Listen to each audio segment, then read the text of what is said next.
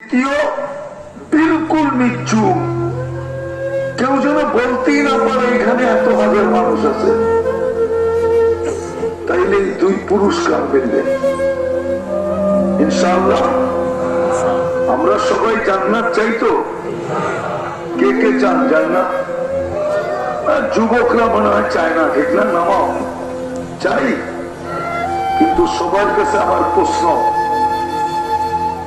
সবার কাছে আমার প্রশ্ন, প্রস্তুতি কতটুকু? জান্নাত যে চাই, কতটুকু প্রস্তুতি? প্রস্তুতি কতটুকু? জান্নাত যে চাই, কতটুকু প্রস্তুতি নিলাম? যুবক তো জান্নাত চিনেই না। যদি চিনত, যুবক যদি জান্নাত চিনত, হায় হায়, তাহলে আমাদের যুবকের এই দুবাউরার যুবকের নেটে দেখা চুল কাটতো না। সবগুলার মাথা দেখলে বোঝা যায় নেটে দেখা চুল কাটছে। ডিজাইন নেটের থেকে চয়েস করছে, নেটের থেকে স্ক্রিনশট দিয়া বাহির করছে, সেলুনে নিয়ে গেছে, সেলুন আলা ডিজাইন দেখা প্রথমে পানি খেয়েছে, তারপরে ঢুক গেছে, তারপরে বলছে 400, 500, 600, 700, 1000 টাকা।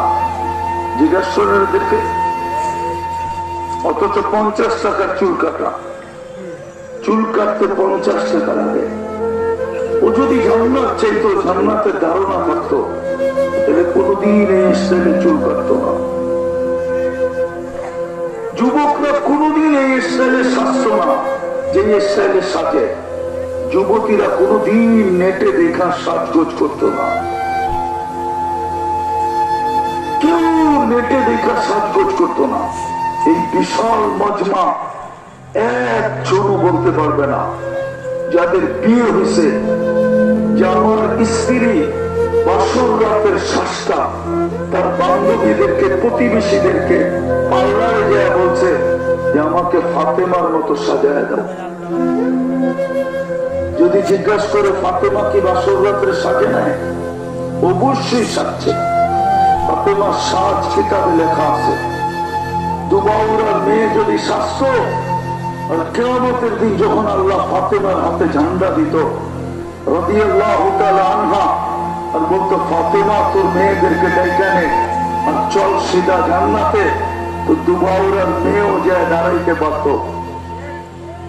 যদি ফাতেমা জিজ্ঞাসা করতো তুই দাঁড়াইলি কেন, তুমি আমার পাশে কেন দাঁড়াইলে, তো দুবাউরার মেয়ে বলতে পারত কিছু তো নাই বটে, কিন্তু বাসর রাতের শ্বাসটা আপনার মতো ছিল, বিদায় পাশে দাঁড়াইলাম, যদি একটু দয়া করে আমাকে নিয়ে যান। পায়ে হাত রাখি, কোন হুজুরও বলতে পারবে না, আমিও বলতে পারবো না। চ্যালেঞ্জ। জান্নাত তো চাই না, ধারণা আছে না প্রস্তুতি আছে। অথচ আল্লাহ তো কিনা নিছিলেন আমাদেরকে, এই উম্মতকে তো পয়দাই করছেন জান্নাতের জন্য। নাইলে এত কেন? আমি উদাহরণ দিয়ে বুঝাইতেছি। এই উম্মত কিয়ামতের মাঠে জান্নাতীদের কাতার হবে 120টা। কয়টা? 180 কাতারই আমরা হব। কয় কাতার? আরে জোরে বলেন না আলহামদুলিল্লাহ। 80 কাতার কারা? কয়জনকে দিবে 80 কাতার? একজনকে, ঠিক না? কয়জনকে 80 কাতার? একজনকে। মুহাম্মাদুর, পুরা বলেন, পুরা মুহাম্মাদুর, আমার সাথে বলেন মুহাম্মাদুর রাসূলুল্লাহ। 120 নেকি পাবেন, 120। কোথেকে যে আসলো এই প্রচলন আমাদের জীবনে আল্লাহ জানে। অনেকেই বলে মুহাম্মদ সাল্লাল্লাহু আলাইহি ওয়াসাল্লাম, মালিকি মোজাবে মুহাম্মদ সাল্লাল্লাহু আলাইহি ওয়াসাল্লাম বলা সবচেয়ে বড় বেয়াদবি। এর চেয়ে বড় বেয়াদব কেউ নাই। মালিক রহমতুল্লাহ আলাইহির ফতোয়া, কেননা আল্লাহ বন্ধুকে কোনোদিন নাম ধরে ডাকেন নাই। কোরআনে কোথাও নাই বন্ধুকে নাম ধরে রাখছেন। মালিক রহমতুল্লাহ আলাইহির ফতোয়া হলো মুহাম্মদ সাল্লাল্লাহু আলাইহি ওয়াসাল্লাম বলা বেয়াদবি। হয়তো রাসূলুল্লাহ বলেন, নাইলে মুহাম্মাদুর রাসূলুল্লাহ বলেন। কয়টা বলবো?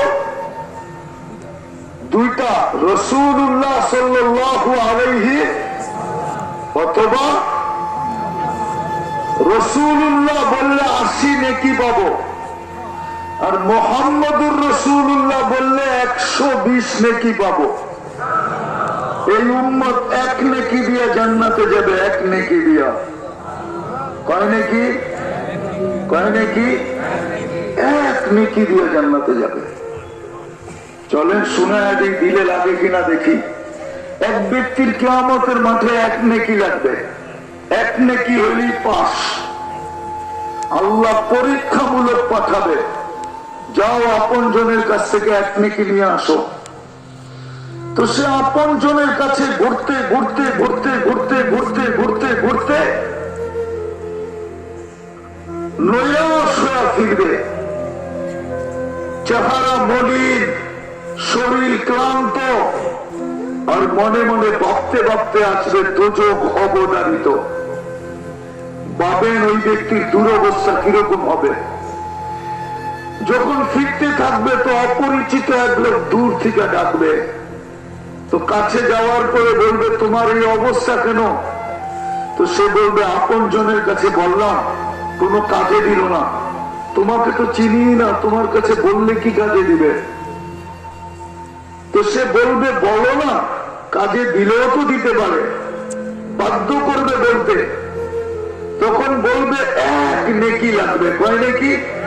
এইদিকে এদিকে ধ্যান ধ্যান, কেন বড় হুজুর বসে আছে, কিন্তু আমাদের রিমোট দিলের রিমোট কন্ট্রোল যার কাছে, ও কিন্তু বসে আছে আমাদের সাথে।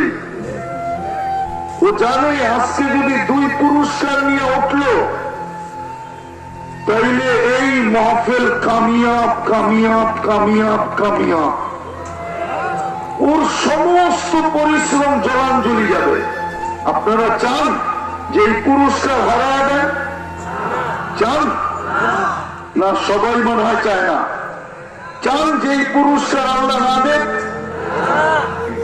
এই পুরস্কার আল্লাহ না দেখ, এটা চান?